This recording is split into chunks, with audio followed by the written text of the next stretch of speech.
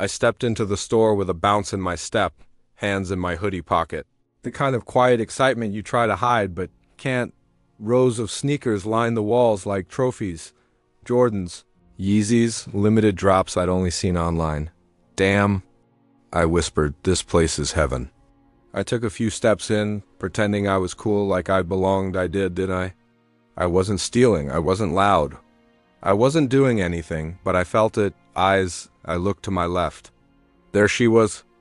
A white woman behind the register, arms crossed, eyes narrowed like I'd already done something wrong. Her namatag read Lana. I nodded politely. She didn't nod back. Whatever, I wasn't about to let her ruin this. I walked over to a shelf and picked up a pair of white and dread dunks, clean, just like I imagined they'd be. Then a voice behind me, sharp, clipped. Can I help you with something? I turned. A white security guard, big guy, square jaw. Buzz cut. His name tag said Darren, but I didn't need the tag. He looked like every mall cop that ever followed me around for no reason. I'm good, I said, keeping my voice steady. Just looking, his eyes scanned me. Just looking, huh? Yeah. I turned back to the shoes. My hands weren't shaking, not yet, but my chest tightened a little. I'd been here before. Different store. Same energy. I tried to ignore it, then I heard Lana, low but clear. You sure you can afford anything in here? I froze. I turned slowly, the sneaker still in my hand. What did you say? I asked. I said. She replied, louder now. If you need help, you can ask. We just don't want people touching merchandise unless they're serious buyers, I laughed. Not because it was funny, but because it wasn't. I didn't see that rule on the door. I said, you don't need to get smart, Darren. Cut in, stepping closer. I'm not getting smart, I replied. I'm just trying to buy shoes. Maybe try a store that's more your range, Lana added with a smirk. There it was. I felt heat crawl up my neck. My stomach twisted.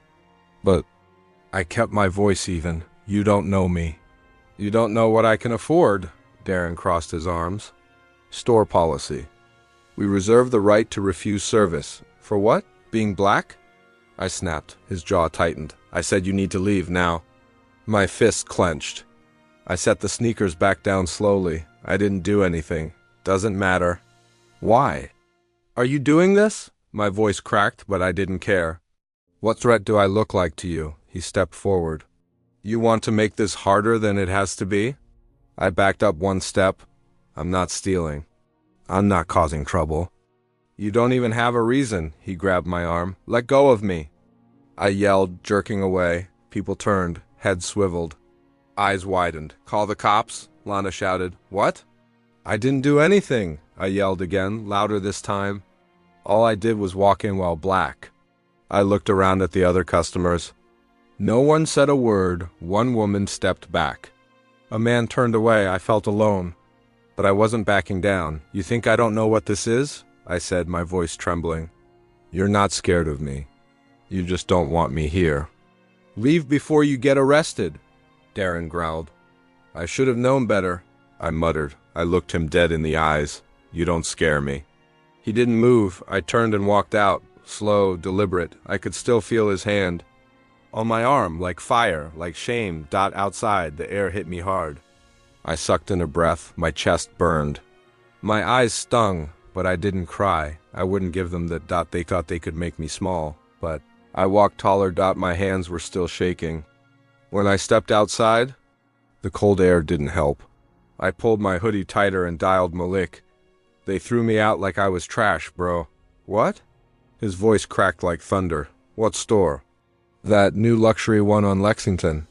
I didn't touch a damn thing. I just walked in, Malik. Say less. I'm coming right now. No, don't. It's done. I needed to tell someone. Nah, you don't just treat my little brother like a thief and walk away clean. You hear me? I rubbed my eyes. My voice broke. He grabbed my arm, right in front of everyone. There was silence on the other end. Then Malik spoke, low and deadly calm. You okay? Yeah, just humiliated. They ever look at your grades? Your awards? The hours you work after school? They don't see any of that, I whispered. They saw a black kid in sneakers and thought criminal. I swear, one day they'll choke on their assumptions. laughed bitterly. You really think so? I know so. But today you hold your head high. You hear me? Yeah, thanks. I hung up, but his words lingered like heat. My chest still burned inside that store. I bet they were laughing back at home. Mom stood by the stove, stirring the pot like nothing was wrong. She looked up when I walked in, eyes soft, but I saw the worry in her hands. You're early. I dropped my backpack by the door and collapsed on the couch. I got kicked out of the store. Security said I didn't belong. She didn't gasp. She didn't cry. Just turned the heat down and sat beside me. You should have told them who you are. I stared at her. And who is that? Jamal. Son of Vanessa, top of his class, volunteer at the rec center. The one who works harder than most grown men. They wouldn't care. They didn't even ask. I walked in and they already made up their minds. Her eyes filled. I'm so... sorry, baby. I didn't do anything. I just wanted to try on some sneakers. They looked at me like I was dirt. She reached for my hand. They don't know you, but that doesn't mean you shrink for them. They see my skin before they see me. No, her voice cracked. I felt that my whole life. We sat in silence. Her hand still holding mine. Meanwhile, I imagined that woman, Lana, leaning behind the counter. Smug as hell? It looked like trouble. She probably told her coworkers. Probably can't even spell Gucci. They'd laugh, nod, sip their overpriced lattes, and go back to pretending their prejudice was policy. But I wasn't going to let that moment define me. Later that night, Malik stormed in without knocking. Where's your hoodie? In my room. Why? He tossed me a fresh one from my job, company logo and all. I frowned. You drove here just for this? He sat beside me. Yeah, because next time someone questions if you belong, you remind them, you work, you grind. You've earned everything you wear. I looked down at the hoodie in my hands, and if they still don't respect you, he added, that's on them, not you. I swallowed hard. I didn't want to cry. It's okay if you did, I nodded. I didn't, not in front of them. Good, he said, ruffling my hair like I was still 12. Keep that fire. Before bed, Mom hugged me one more time. Tight. They'll learn, Jamal. One day. I held on to her longer than usual. I just want them to see me. They will, but until then you see yourself. That's enough. And for tonight, maybe it was. The cold air hit my face the moment Malik opened the door to the store. He looked sharp, clean suit, polished shoes, smooth confidence. Me, I was just trying not to shake. My hands were balled into fists in my hoodie pocket, knuckles white. I didn't want to be here, but he insisted. Keep your head up, Malik said as we stepped inside. Let them see who they really judged. Lana turned from behind the counter, her smirk returning the moment she saw me. You again?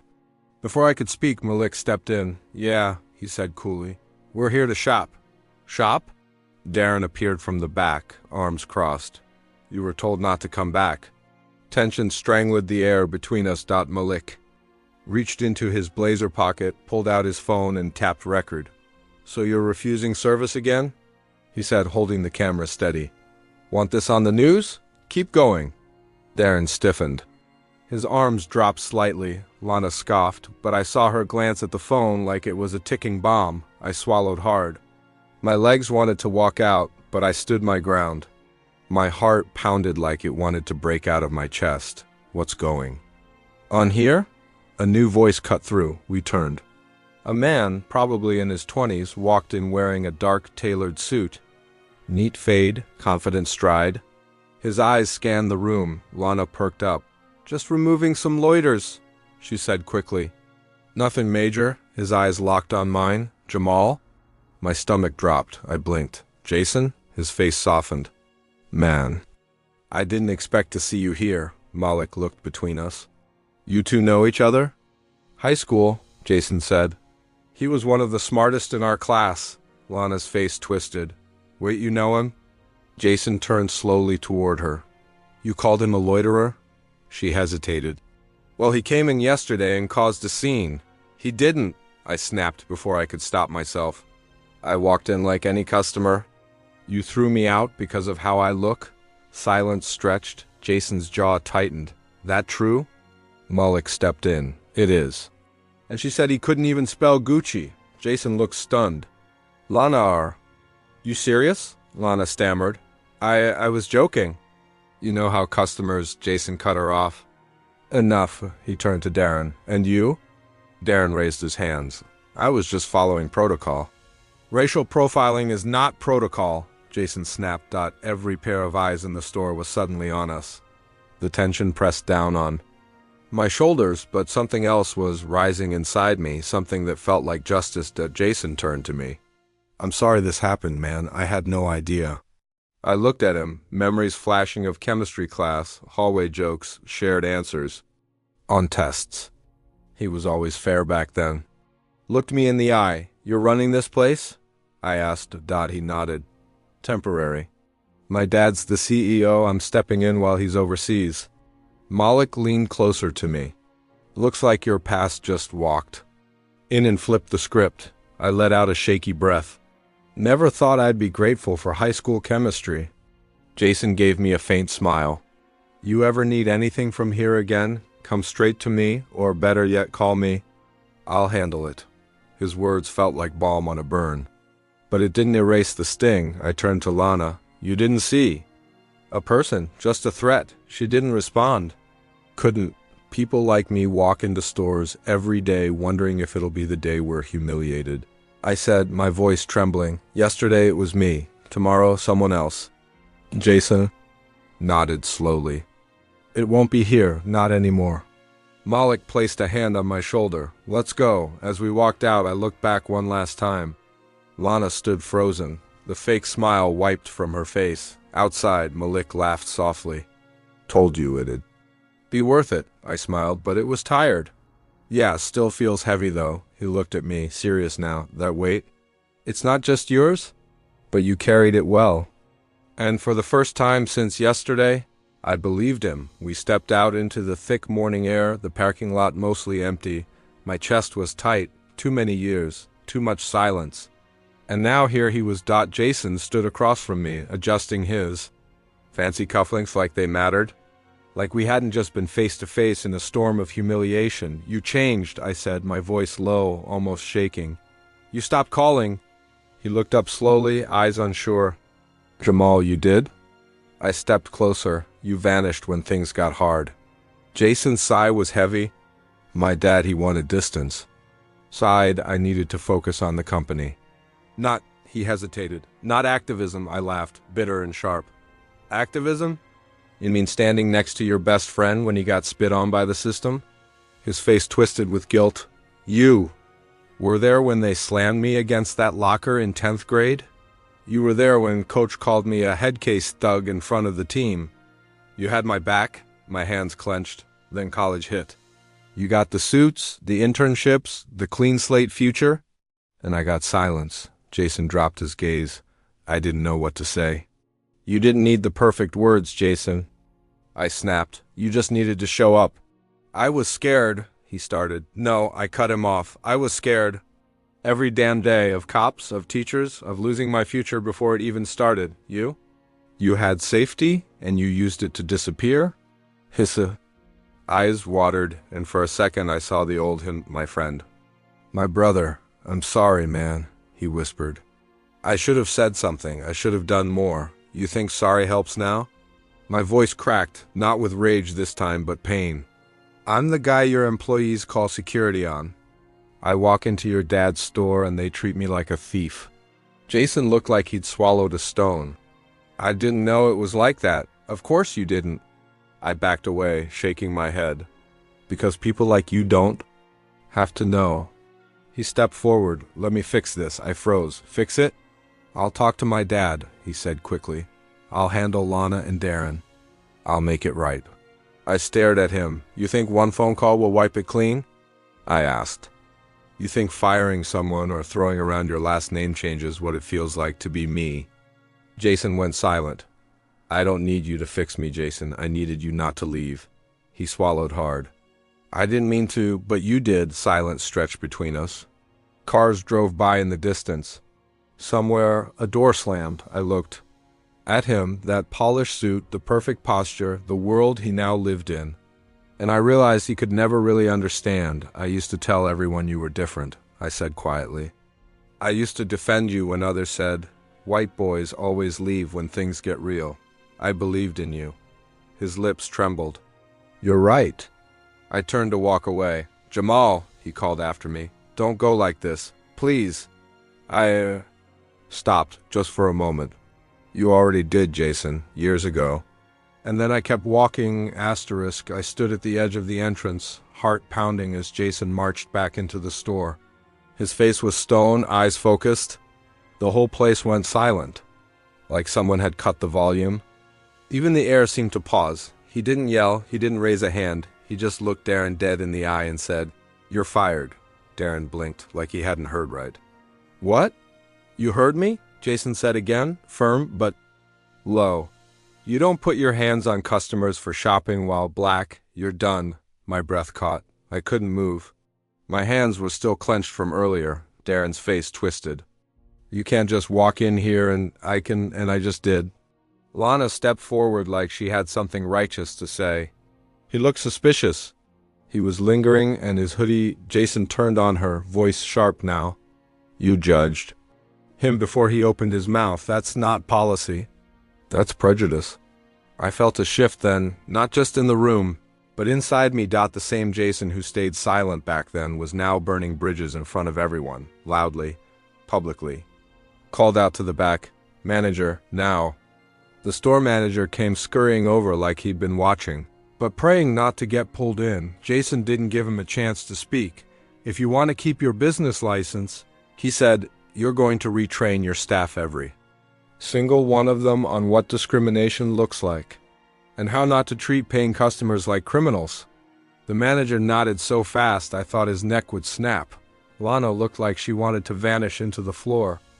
Darren just stood frozen, jaw clenched. Jason turned to walk toward me, the weight of what just happened hanging between us. You didn't have to do that, I muttered under my breath as he reached me. I did, he said, voice softer now. Because I didn't do anything back then, and it ate me alive. I swallowed hard. A few customers had their phones out. Someone whispered, Did you see that? I heard a woman murmur, About time. Jason looked at me, eyes raw. I was a coward. You were scared, I said, double quote. No, I was comfortable, he replied. And silence feels safe when you've never been hunted. That hit different, I exhaled, finally letting go of the breath. I didn't realize I was holding. Jason shook his head, jaw tight. I can't erase what I didn't do. But I can start showing up now? And tomorrow? I asked quietly. He looked at me and didn't blink. Tomorrow too. And the next day. Until this doesn't happen again. I nodded, chest tight with something that felt like relief. Oh, maybe recognition? He reached out, hesitated, then placed his hand on my shoulder. I won't disappear again. For once, I believed him. We walked out together, not as the kid from the block and the CEO's son, but as two men finally standing on the same side. The silence in the car was thick, like smoke after a fire. I stared out the window, watching the last shoppers trickle out of the mall, their faces still buzzing with whispers of what they'd just witnessed. My heartbeat had slowed, but my mind hadn't caught up. Malik tapped the steering wheel gently. You still mad? I let the question hang there for a second. No, I said finally. I'm just tired. He didn't respond right away. Just nodded, eyes focused on the road ahead even though we weren't moving. You kept your cool though, he said. That's power, bro. Power. The word didn't sit comfortably in my chest. It wasn't the kind of power I'd asked for. It was the kind you earn after walking through fire and choosing not to burn someone else down with you. I unlocked my phone, mostly out of habit. But the second I opened it, my breath caught. Malik glanced over. What is it? I tilted the screen toward him. A video. It was me, my body stiff. Darren's hand wrapped around my arm. His voice barking. My own face, calm and composed as the store froze. Jason's voice breaking through the tension like a blade. Over 2.3 million views. I scrolled through the comments. My throat tightened. This is why we protest. They tried to dehumanize him, and he still stood tall. Fire that whole staff. Every single one. This is everyday life for us. tired of it. His restraint was more powerful than their hate. A knot formed in my stomach, not from anger this time, but something heavier, sadder. There were thousands of us, each one holding stories, some louder than others, some still silent. I didn't want to be a symbol. I just wanted to buy sneakers. My phone buzzed again, a new message. From Jason. Thank you for not giving up on me. I stared at it, fingers hovering over the keyboard. So many things I could say. So many I wouldn't, but I typed, this isn't over, but it's a start. Jason? Malik asked. Yeah, what did he say? I turned off the screen. He said thank you, Malik smirked. He should. He's lucky you didn't swing on him years ago. I gave a half laugh, but it didn't reach my chest. We all carry something, Malik. Some of us just learn how to keep it from exploding. He looked at me, this time longer. You think it'll change anything? I watched the people walking by. Some heads down, some holding phones. Some looking at me with recognition now, not as a suspect, but as a story. I don't know, I said. But maybe next time they'll think twice. About what? About grabbing someone who looks like me just because they can. Malik started the engine. You always had power, you know. Just took today for some folks to see it. I leaned my head back against the seat, eyes heavy but wide open. I didn't feel victorious. I didn't feel healed. But for the first time in a long time, I felt seen. I stepped through the glass doors, the same ones that once felt like a barrier. But today they opened like an invitation. Welcome in. A cheerful voice greeted me from behind the counter. I turned. The girl smiled, genuine, warm, not forced like last time. She was young, probably college-aged, with big curls and even bigger energy. Let me know if you need anything, okay? She added. I gave her a nod. Thanks, just looking. The store felt different, brighter somehow, not just in lighting, but in energy. Gone was the tension that used to coil in my chest the second I walked in. Now there was space to breathe. I wandered toward the jackets. Leather, clean cuts, sharp. My hand hovered over one, then I pulled it down and slid it on. The mirror caught me by surprise. You look good in that, the clerk said from a few feet away. Her tone wasn't fake or salesy. Just kind. I met her eyes through the mirror. Yeah? She grinned. Like really good. That color pops on you? I almost chuckled. Appreciate it. I turned side to side, adjusting the collar, checking the shoulders. The reflection looked like a man who'd been through a storm and came out standing taller. As I moved toward the front, a blur caught my eye through the store window. A delivery bike. A familiar face. Lana. She was wearing a food service cap, pushing a brown bag toward the customer outside. Our eyes locked. For a moment, everything paused. She froze to mid-handoff. Her lips parted slightly, recognition. Then, something else, shame? I didn't flinch, didn't move. Just held her gaze, then slowly I smiled. Nothing mocking.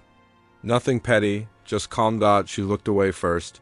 I stepped out of the store. Jacket still on, wind brushing against my face. Each step felt lighter.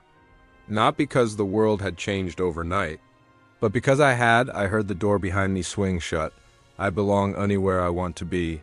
I whispered to myself, and this time I truly believed it. I stared at the email for the third time. Mr. Jamal, we'd be honored if you spoke at our school's Justice Assembly. Me? Speak? I almost deleted it. I wasn't sure I was ready to be anything more than what I already was, a man just trying to live. But something in me paused. Maybe it was time. I stood backstage, heart pounding. Sir? A student whispered. They're ready for you. Ready? For what? I wasn't sure. My palms were sweating. My mind ran through everything I'd lived. The pain, the shame. The moment I stood silent while a whole mall froze. And the quiet power of walking out tall weeks later, the mic felt cold in my hand. I stepped onto the stage. Hundreds of young eyes stared back at me. Some excited, some confused, some just curious. I took a breath. My name is Jamal. Silence. I was thrown out of a store not for stealing, not for shouting, but for looking like myself. A low murmur rippled through the gym. I was told I didn't belong, that my presence was a threat, that my voice didn't matter. I paused. My throat tightened, but I didn't fight back that day. Not with fists, I walked out with silence, and I came back with something stronger, truth. A teacher in the front row nodded slowly. A girl in the second row leaned forward. I walked into that same store weeks later, head high, no shouting. Just peace. I let my eyes scan the crowd because I realized I don't have to prove my worth to people who can't see it. I just have to live it. Someone clapped once, then stopped. I didn't come here to talk about revenge. I don't want it. I came here to talk about change, real change. The kind that begins when you realize you can be more than what they try to label you. A boy near the back whispered, "Damn," I smiled slightly. "I'm not a hero. I'm not famous. I'm just a man who chose to walk differently when the world told me to break." I let the silence sit, that's all. No applause, not yet, just stillness, and then a single student stood, then another, then the claps came, slow, strong, not loud, but real. Afterward they came, "You're that guy from the video." A girl said, eyes wide, "You shut that mall down just by standing there," another kid added. I laughed gently. "That's not what happened. You didn't even say anything." A boy said, "I didn't need to," I replied. They all stared at me like I was someone big, bigger than I felt. "What's your name again?" A student asked. I crouched to their level. "I'm Jamal." They looked at me like they'd never forget it, and maybe that was enough.